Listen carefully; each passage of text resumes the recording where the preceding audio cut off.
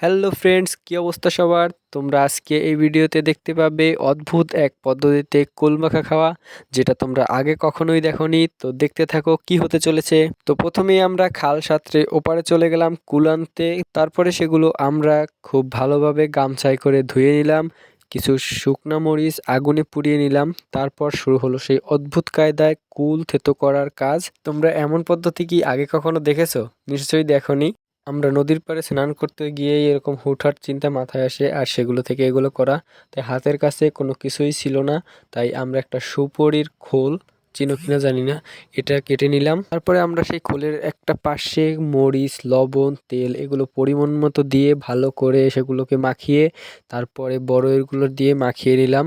এবং মাখানোর পরে আমরা সবাই মিলে খুব মজা আনন্দ করে সেগুলো খেয়েছি।